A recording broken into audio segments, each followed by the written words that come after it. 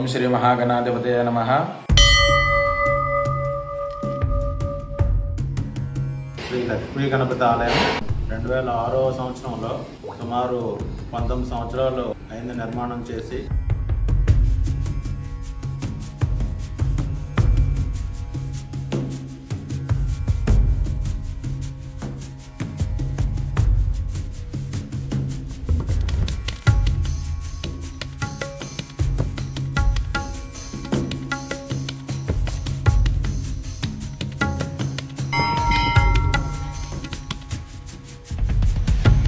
అలాగే మన యొక్క పంచాయతన క్షేత్రంలో మొట్టమొదటిగా లక్ష్మీ గణపతి స్వామి వారి ఆలయం, తర్వాత పంచమకాంజనేయ స్వామి వారి ఆలయం, అలాగే విజయదుర్గ అమ్మవారి ఆలయం, సమర్థ సద్గురు సాయినాథేశ్వర స్వామి వారి ఆలయం, సుబ్రహ్మణ్యేశ్వర స్వామి వారి ఆలయం కూడా పంచాయతన క్షేత్రంలో ఆలయ సముదాయంలో ఉప ఆలయాలన్నీ కూడా నిర్వహించడం జరిగాయి.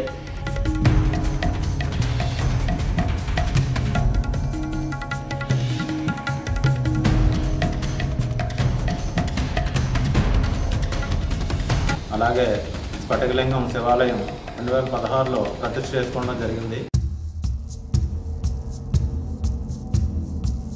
ఓం నమః శివాయ. నమః శివాభ్యాం నవయవ్వనాభ్యాం పరస్పరాశ్లిష్టవపుర్ధరాభ్యాం నాగేంద్రకన్యా వృషకేతనాభ్యాం నమో నమః శంకర పార్వతీభ్యాం.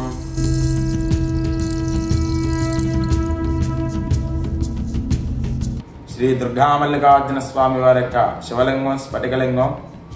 ఈ యొక్క స్ఫటికలింగం చాలా అరుదు.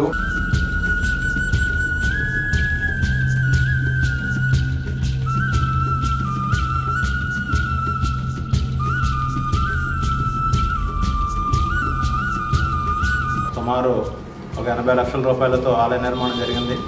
ఎక్కడ విశాఖపట్నంలో ఎక్కడ లేని విధంగా మన దేవాలయంలో డెహ్రాడూన్ నుంచి స్ఫటిక శివలింగం సుమారు 6 లక్షలు పెట్టి కొని తీసుకొచ్చి ప్రతిష్ఠించడం జరిగింది.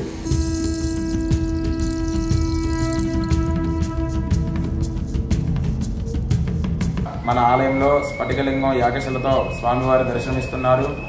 ఈ స్ఫటికలింగం ఏమిటయ్యా అంటే తెల్లగా ట్రాన్స్పరెంట్ రంగులో ఉంటుంది. ఈ స్ఫటికలింగానికి అభిషేకం చేసుకోవడం వల్ల మామూలు శివలింగాల కంటా కూడా మామూలు శివలింగాలకు మించిన శక్తి, అనుకున్న కార్యక్రమాలు తొందరగా నెరవేరడం, అలాగే మనం చేసే కార్యక్రమంలో ఎటువంటి ఇబ్బందులు ఆటంకాలు ఉన్నా సరే అన్నీ కూడా తొలగిపోయి ఆ యొక్క స్ఫటికలింగం ఎలా అయితే తెల్ల రంగులో ఉంటుందో ఆ యొక్క మనసు అంతా కూడా తెల్ల రంగుగా మారుతుంది.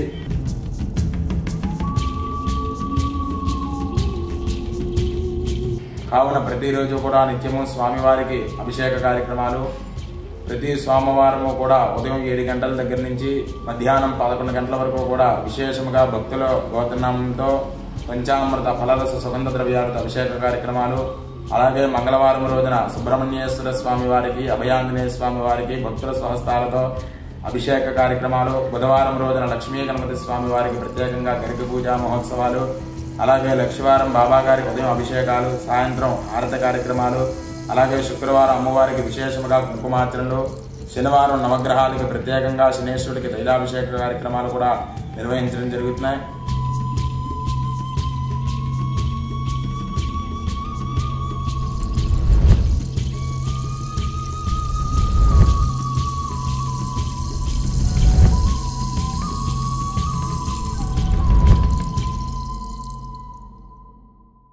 ప్రత్యేకంగా వృక్షములు ఉన్నాయి, దేవతా వృక్షములు. ఆ వృక్షములు ప్రత్యేకంగా మన ఆలయంలో నాటడం జరిగింది.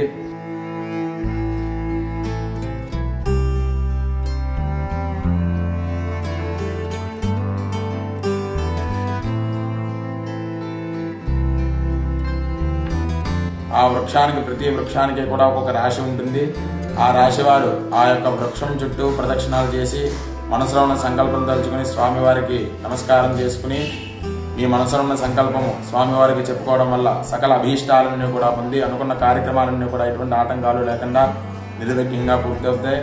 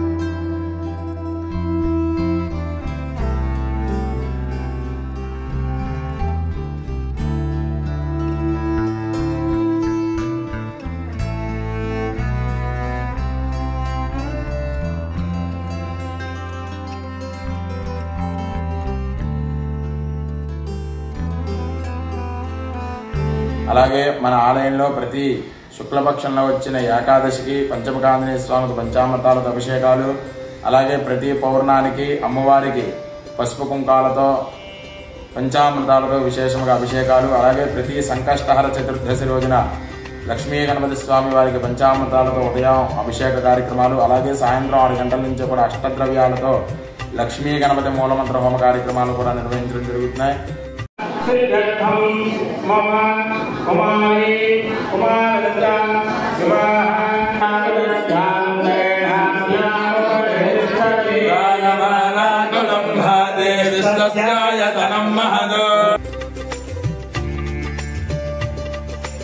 అలాగే ప్రతి మాస శివరాత్రి రోజున సాయంకాలం 6 గంటల దగ్గర నుంచి ప్రదోషకాల సమయంలో దుర్గామల్లికార్జున స్వామి వారి మూల విరాటి స్ఫటికలింగానికి మహాన్యాసపూర్వకంగా ఏకాదశ రుద్రాభిషేక కార్యక్రమాన్ని కూడా నిర్వహించడం జరుగుతున్నాయి.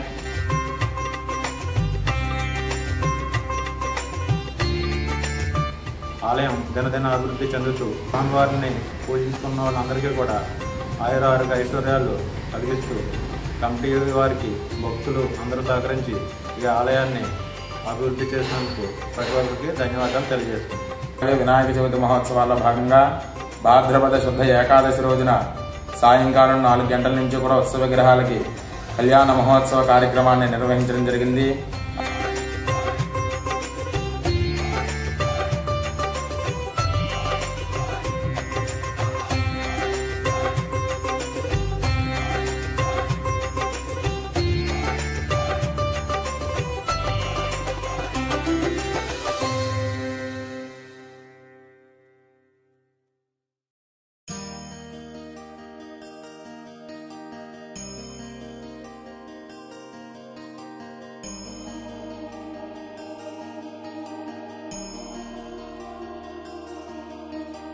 వినాయక చవితి మహోత్సవాల్లో భాగంగా శ్రీ లక్ష్మీ గణపతి స్వామి వారికి వినాయక చవితి 10 రోజులు కూడా అంగరంగ వైభవంగా పూజాది కార్యక్రమాన్ని నిర్వహించడం జరిగింది.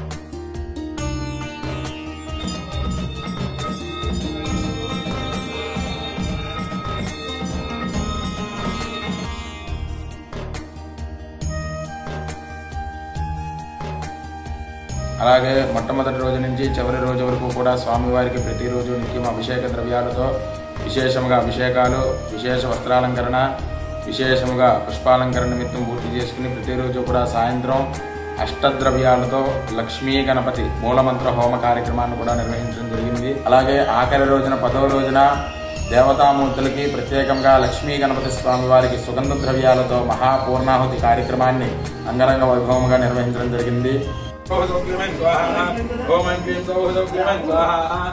భగవతే దక్షిణామూర్తయే మహ్యం మేధాం ప్రజ్ఞాం ప్రయచ్చ స్వాహ స్వాహ. ఓం నమో భగవతే దక్షిణామూర్తయే మహ్యం మేధాం ప్రజ్ఞాం ప్రయచ్చ స్వాహ.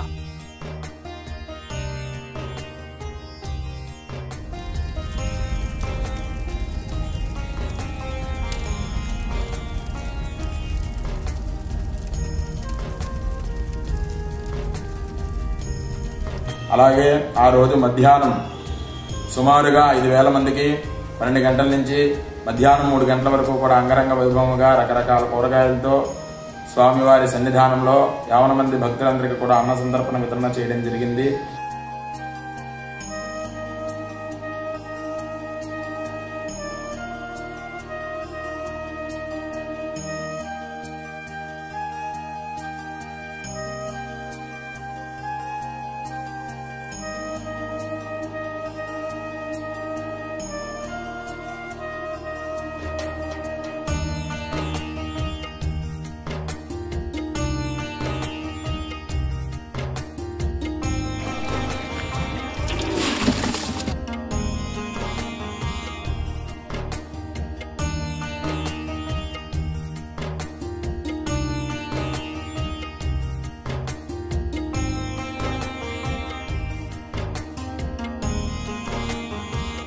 దేవాలయం నిర్మాణం అవుతున్న సమయంలో శ్రీరామనవమి, వినాయక చవితికి భారీగా సుమారు ఒక 5,000 మందికి అన్నదానం చేయడం జరుగుతుంది.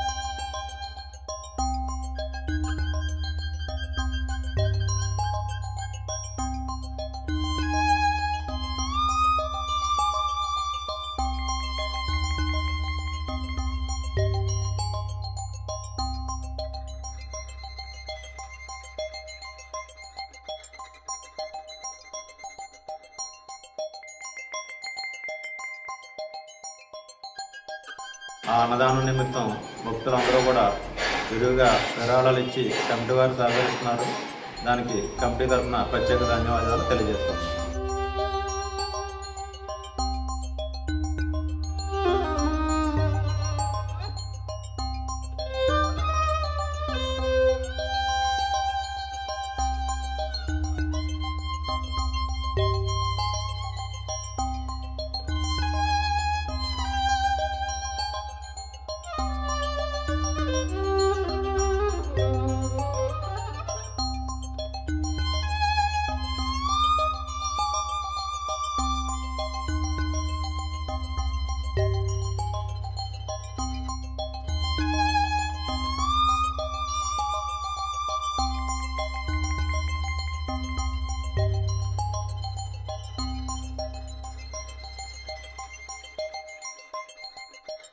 స్వామివారికి లడ్డూ పాట కావూరి ఎర్రి గారి దంపతులు 9,000 రూపాయలు ఒకటోసారి.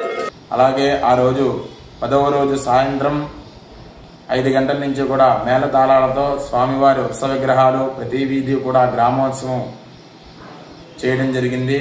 స్వామివారి ఊరేగింపు కార్యక్రమాన్ని కూడా అంగరంగ వైభవంగా జరిపించడం జరిగింది.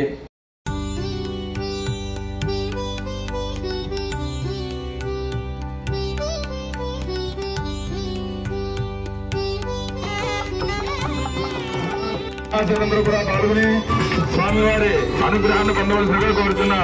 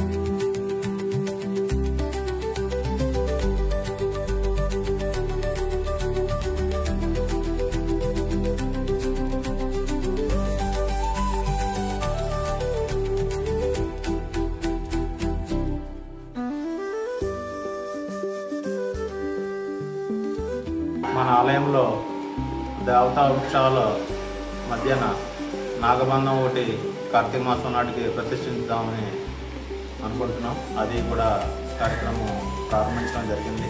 కావున 50 మంది భక్త మహాశయులందరూ కూడా స్వామివారికి జరిగే నిత్య అభిషేక కార్యక్రమాల్లో భక్తులందరూ పాల్గొని స్వామివారిని దర్శించుకుని దుర్గామల్లికార్జున స్వామివారికి అనుగ్రహాన్ని పొంది స్వామివారి కృపకు పాత్రలు కావలసిందిగా కోరుతున్నాను. ఓం నమః శివాయ.